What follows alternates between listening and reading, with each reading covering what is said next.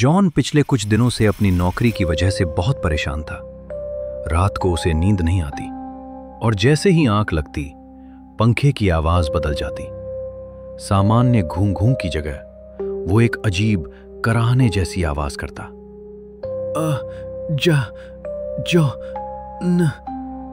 पहली रात जॉन ने सोचा शायद वो बस थक गया है, पर दूसरी रात आवाज और साफ हो गई। नीचे देख। जॉन ने डरकर पंखे को देखा। ब्लेड धीमे घूम रहे थे, पर हर चक्कर के साथ मानो किसी की परछाई झलक रही थी। अब हर रात जॉन के कमरे में वही आवाजें, कभी वो फुसफुसाहट लगती, कभी रोने की आवाज, कभी किसी के कदमों की धड़धड़ाहट। लेकिन सबसे ज्यादा डर तब लगा जब एक रात पंखा खुद ब खुद बंद हो गया।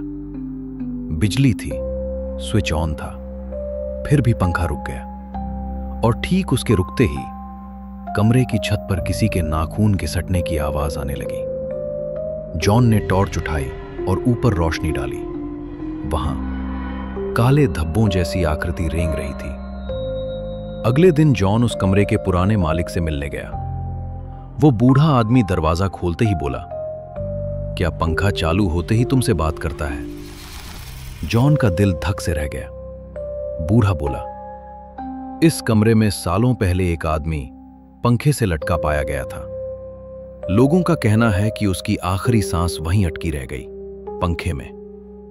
और जब कोई अकेला होता है, पंखा उसे पुकारता है। जॉन उस रात बहुत डरा हुआ था, पर उसे नींद आ गई। रात के 3 बजे चटाक से उसकी आंख खुली। पंखा फुल स्पीड पर चल रहा था, जबकि जॉन ने तो रात को बंद किया था। कमरा बर्फ जैसा ठंडा। पंखा इतनी तेज घूम रहा था कि छत कांप रही थी। और अचानक पंखा पूरी तरह रुक गया।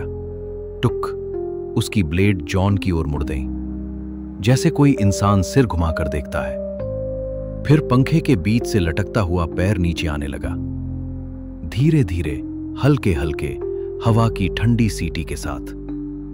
जॉन चीख नहीं पाया, जैसे उसका गला जकड़ गया हो।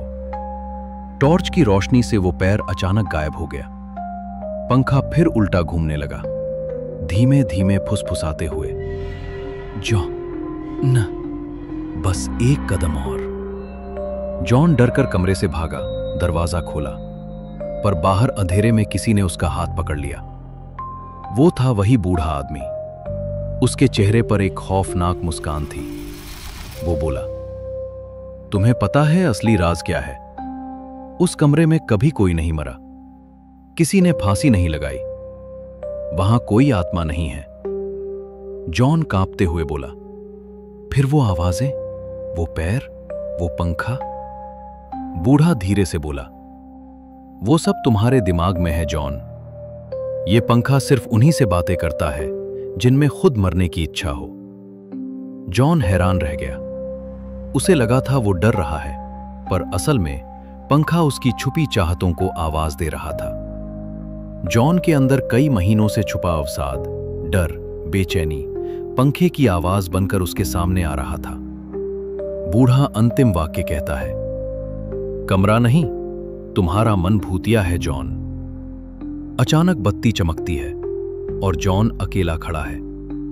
बूढ़ा गायब। उसके पीछे से आवाज आती है, जॉन, ऊपर देख। जॉन ऊपर देखता है। पंखा फिर चालू हो चुका है और इस बार उसके ब्लेड पर किसी का नाम लिखा हुआ है।